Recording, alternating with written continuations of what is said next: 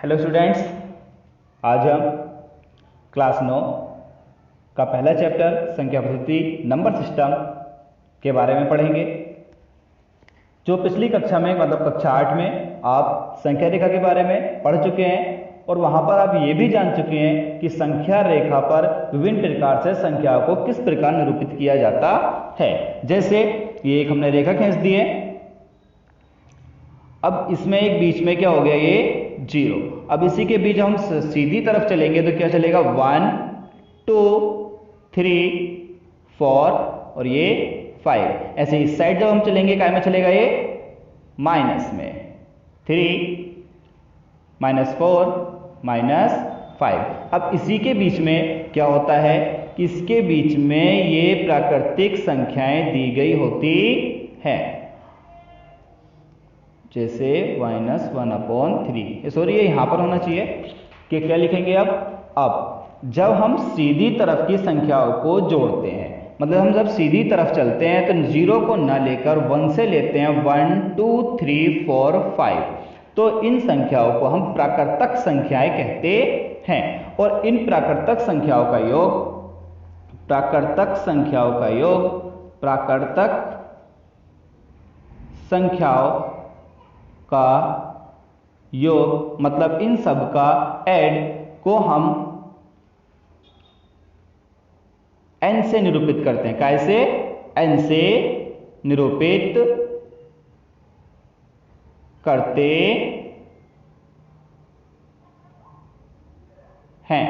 अब इसी प्रकार जब हम इसके विपरीत दिशा में आएंगे और 0 को भी हम इसके साथ में ले लेंगे, मतलब 0 1 2 3 4 5, तो ये संख्या क्या हो गई है, अब ये पूर्ण संख्या हो गई है। क्या हो गई है? पूर्ण संख्या। और पूर्ण संख्याओं का किस प्रकार लेते हैं हम? पूर्ण संख्याओं का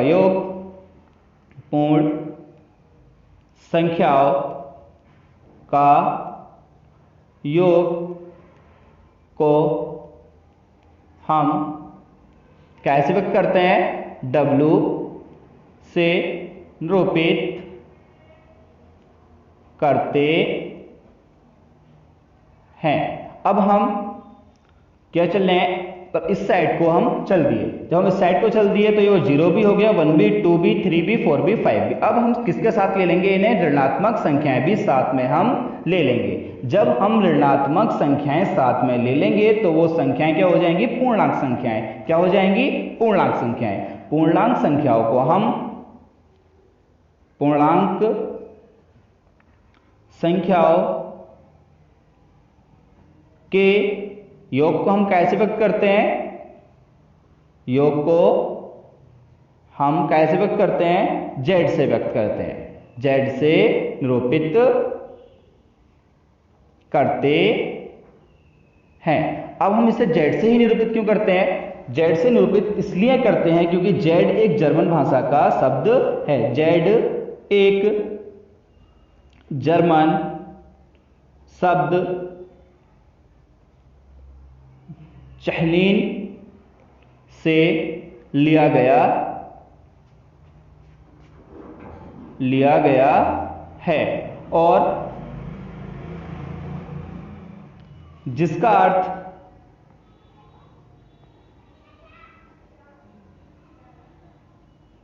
अर्थ है गिनना, और रहल जिसका अर्थ है संख्या। अब देखिए, जरा ध्यान से देखिए, इसमें कोई संख्या रह भी गई है? देखो 0 भी हो गया, 1 2 3 भी हो गया, मतलब धनात्मक संख्याएं भी हो गई, ऋणात्मक संख्याएं भी हो गई। अब देखिए इसमें जरा ध्यान से, कोई संख्या रह गई है? हाँ। कौन सी संख्या रह गई है? परिमेय संख्याएं। अब हम परिमेय संख्याओं के ऐड को किससे व्यक्त करते हैं? Q से। परिमेय संख्याओं के ऐड को परिमेय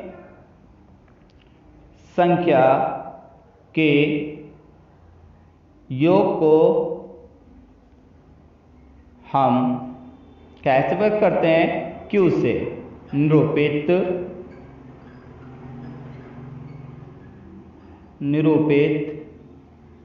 करते हैं। अब क्यू क्यू से क्यों ही, क्यू से इसलिए क्योंकि क्यू एक रैशनल की उत्पत्ति अंग्रेजी शब्द रेशियो से हुई है और क्यू अंग्रेजी शब्द क्वारंटाइन से लिया गया है। अब हम इसकी परिभाषाएं जानते हैं। ये प्राकृतिक संख्या की परिभाषा, पूर्ण संख्या की परिभाषा, पूर्णांक की और ये परिमेय संख्या की परिभाषा। सबसे हम पहले देखेंगे प्राकृतिक संख्याएं। अब प्राकृतिक संख्या, अब प्राकृतिक संख्या की परिभाषा क्या होती है कि जिसमें 1 2 3 4 5 के सभी संख्याओं का संग्रह क्या कहलाता है? संग्रह प्राकृतिक संख्याएं कहलाता है। प्राकृतिक संख्या कहलाता है। अब इसी तरीके से दूसरा क्या था? पूर्ण संख्याएं। पूर्ण संख्या, अब पूर्ण संख्या जिसमें शून्य से स्टार्ट हो, 0 1 2 3 4 5 का सभी संख्याओं का संग्रह क्या कहलाता है? पूर्ण संख्या।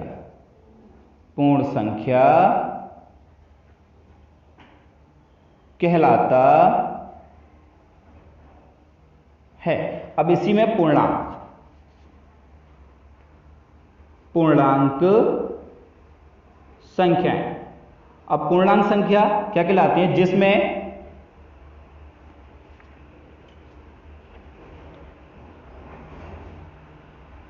धनात्मक,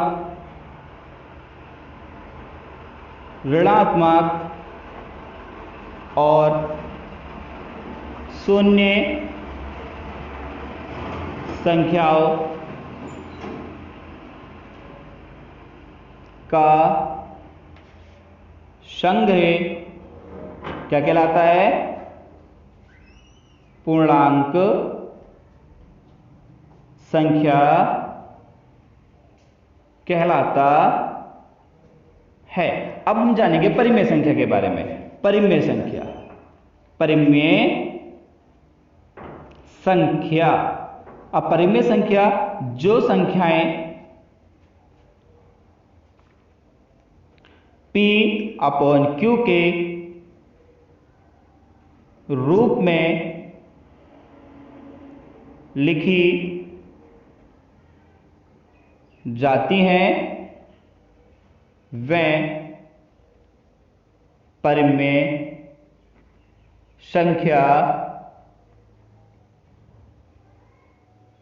कहलाती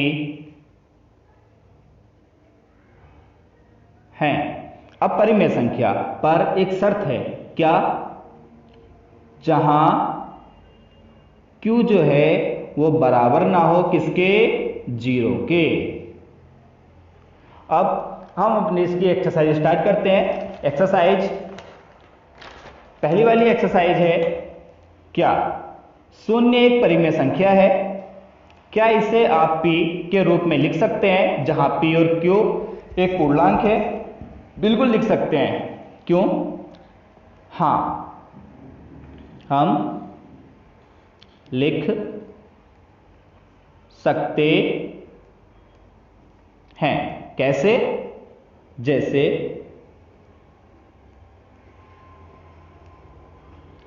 0/4, 0/2, 0/5, 0/6 इत्यादि।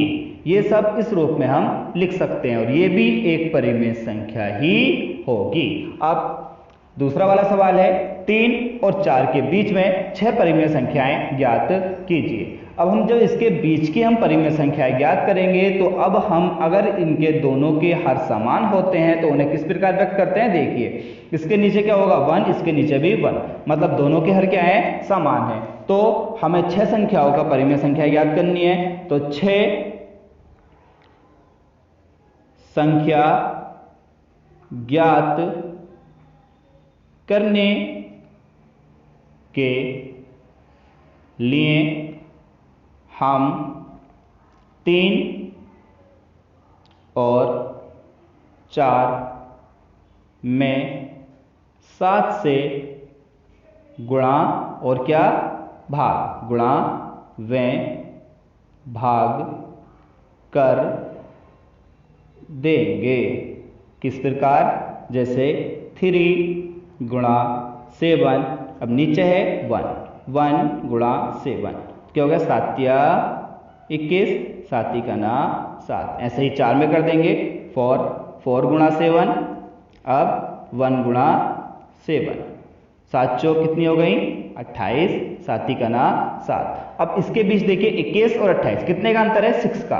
अब हर क्या है दोनों का समान। तो अब हम 21, अब हम 6 संख्याओं के लिए क्या लिखेंगे 6 संख्या। कौन सी 6 संख्याएं, प्राकृतिक संख्याएं। जब हम 6 संख्या के लिए क्या लिखेंगे 21 से अगला क्या होगा 22, 22/7, 23/7 और 24/7, 25/7 और ये 26/7 और ये 27/7। यही हमारा क्या हो गया आंसर। अब जिस तरीके से हमारा ये वाला सवाल हुआ उसी तरीके से हमारा ये वाला सवाल होगा। बस हमें क्या करना है, इसमें 3/5 4/5 दोनों का हर क्या है समान है। तो हम इसमें कैसे करेंगे 7 से गुणा करेंगे, 7 से भाग करेंगे। देखिए किस प्रकार 7/5 गुणा ऊपर और नीचे से 3 से भाग होगी तो नीचे से 5 से क्या हो जाएगी गुणा।